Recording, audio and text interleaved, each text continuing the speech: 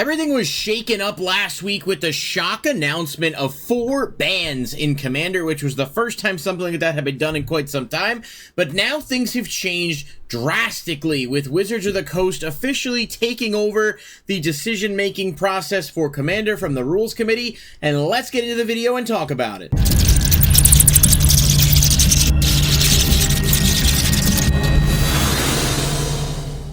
Alright everybody, thank you so much for being here. Be sure to hit that like button if you do enjoy the video. Click subscribe if you're not subscribed to the channel, and then click that bell icon if you want to be notified when new videos are posted. So, yes, this is a bit of a shock announcement.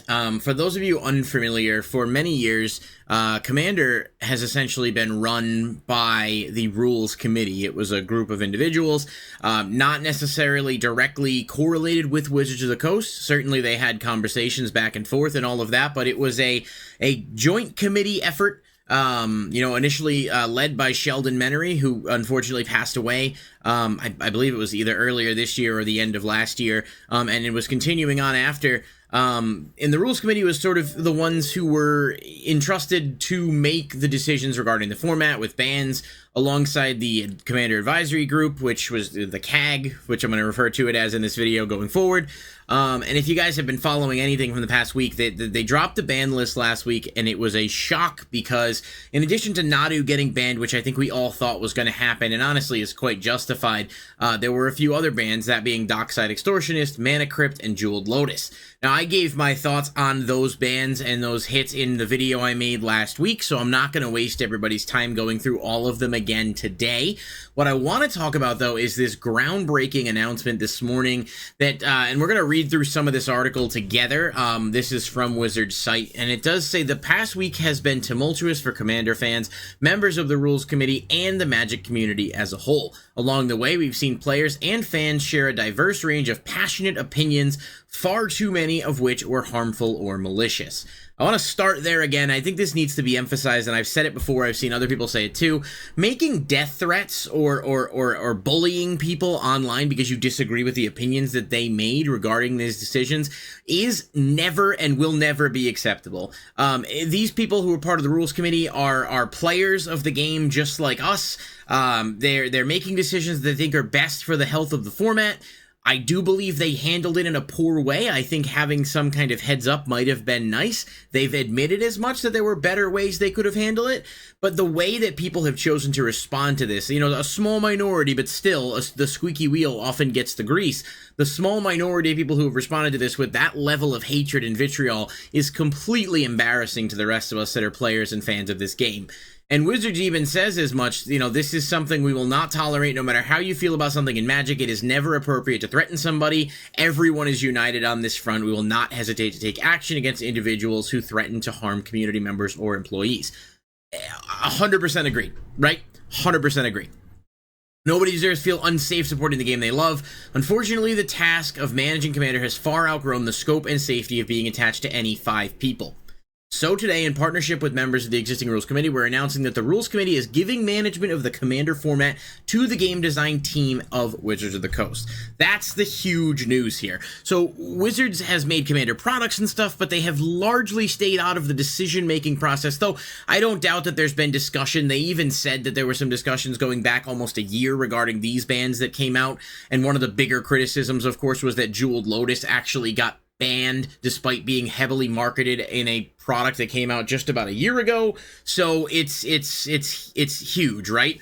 And so this opens a lot of potential problems because Wizards of the Coast has typically shown that they are, profit focused, which of course, they're a business, they have to make money. I'm not saying that, but what I mean is, there's some concern that there might be manipulation of the ban list and the format going forward so that they can pull things off to make money. For example, if you were to take a card that's been banned for quite a bit and, maybe say Golos, which was banned, I think like a year or two ago, maybe they decide they want to take it off, reprint it in a premium version, and make it legal again. Well, that's going to sell product, right? And I just picked a random card off the list because I think there's some that are just, there's no way they ever come off the list, just because of like the endless combos that they do. But who knows? I mean, we have no idea now what's going on, and they do talk about this a little bit. So first of all, They have a new Discord channel for Commander, and they're also going to be having a stream tomorrow, October 1st, talking about this on their Twitch, so that'll be worth paying attention to, and I'll report on it if there's any interesting news that comes out of it. But they're saying this is very early. We do want to share one of the things we started working on, a more objective approach to deck power level and additional guidance and shared language for players to find games that match the type of game they're trying to play. Now, I'm not going to read word for word all of this to you, but what I am going to do is give you a quick breakdown. They're suggesting 4 power brackets, like power levels, which you may often hear people talk about for Commander. Obviously, the lowest would be very casual, playing a lot of cards that perhaps are not super strong, and the top would be playing a lot of cards that are super strong. And they give examples like Vampiric Tutor, Armageddon, Grim Monolith. I mean, all of these cards are very, very strong. Vampiric Tutor is a good, strong card, but I don't think it's anywhere near the level of toxicity as Armageddon, per se, because, land destruction is kind of a very unfun way to play unless you're playing CEDH where the objective is just to win, like you're playing to win, so I understand the logic in that, and that's kind of why I think it would be important to have a separate ban list for CEDH as a whole. But ultimately, you're defining your deck by its highest bracket card, meaning they say here if you're playing Ancient Tomb in your deck, it's considered a 4 at the top of the bracket. But if it's part of a deck theme just around tombs, you say, all right, my deck is a 4 with Ancient Tomb because that card is in that top bracket, and it's a 2 without it because it's playing that. Now, I'm going to be honest with you. My play group, we just sit down and play. If we're all playing decks that are a little stronger, we try to match that. If we're all going to play some weaker decks or some precons we upgraded or whatever, we'll play weaker decks. Like, you got to find what works for you and your group, unless you're going, if you're going to a shop or you're trying to find somewhere to play, it is good to have some idea of what people consider acceptable and understanding the rules of the play group. But generally speaking, I think, you just have a quick conversation. I don't think a bracket system is necessary here. I don't love it, but I guess I'll wait and see what it looks like. Because it can make things a little bit more confusing. And they even say here, will this guarantee perfectly match games? No, and that might be fine, but if it gets the conversation started, this is probably more applicable to people who go to events and play versus who have maybe a large group they play with regularly where and understand your own rules that are sort of, going on. And so they do say, again, the safety and well-being of the rules committee is the priority. What happened this past week is entirely unacceptable. Please stay tuned for more to come. You're welcome to join. We'll see you for our stream tomorrow. So this article has a lot of words, and some of it is kind of just filler, in my opinion. But I also, I do agree really with the general consensus of don't threaten people, don't be a jerk, and just find a way to, if you're frustrated because your cards lost value, I understand that, but it doesn't justify the actions. I've said this before, and I got criticized in the last video on the comments. Magic should not be an investment. What I mean by that is, if you play the game and you want to buy some nicer cards, or you want to spend money on some cards, and you've delegated that you can afford to spend that money, your hobby money on whatever, that's fine.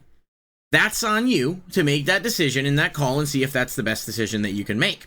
However, if you're buying 10 copies of a card like Mana Crypt with the expectation that it's always going to stay where it is or drop, and then it suddenly drops, always going to stay where it is or go up is what I meant, and then it suddenly drops, that's on you.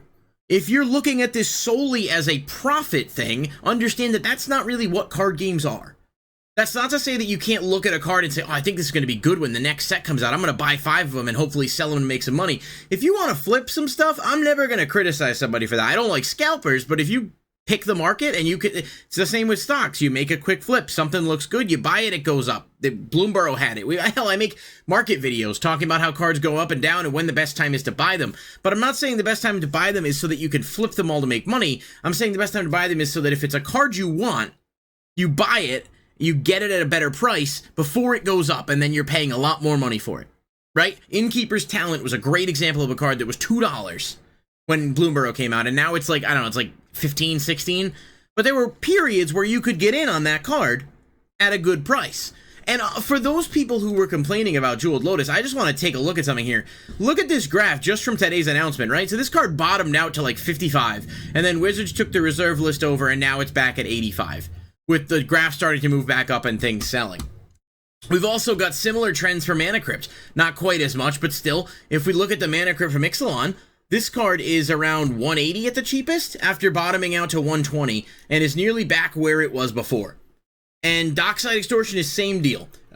He was down to, what did he hit as low? The 33? Now at 56? So he's not quite doubled, but, you know, gone up pretty significantly. And so all these people who were like freaking out, these cards are already starting to rebound, and obviously some of that speculation is because of Wizards taking over and what they might do, undo some bans and whatnot. But the interesting fact to look at here is that just as quickly as you panic because your cards tanked, well, now they've gone up.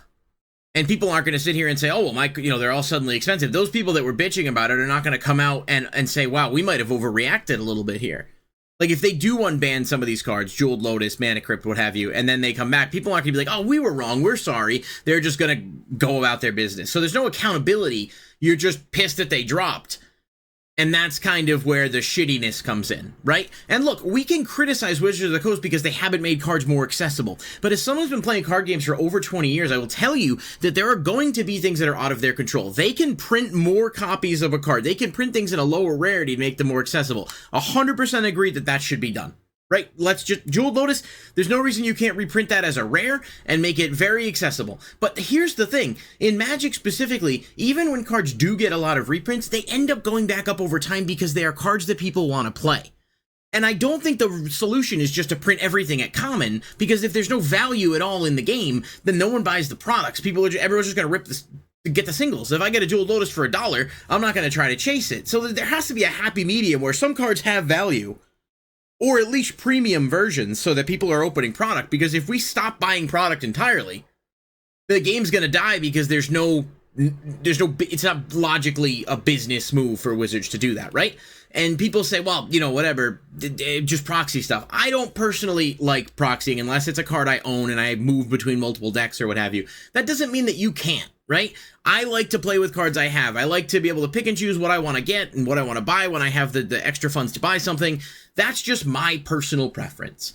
I'm not, shaming anyone for liking proxies or using proxies, but acting like you proxy everything and that's suddenly going to solve the game, that will never happen in terms of, like, long-term success for the game if everyone's proxying everything. So, very, very important, I think, to talk about that. But I'm getting a little off track, and obviously proxies is another topic for another video. But now we're going to wonder if these cards are actually going to come back. Is Wizards going to take some of these off the list? I mean, it's possible, right? They've seen the outcry. They've seen the backlash. I'm looking at Lutri the Spellchaser. This card's been banned for a while. Could they pull this off the list?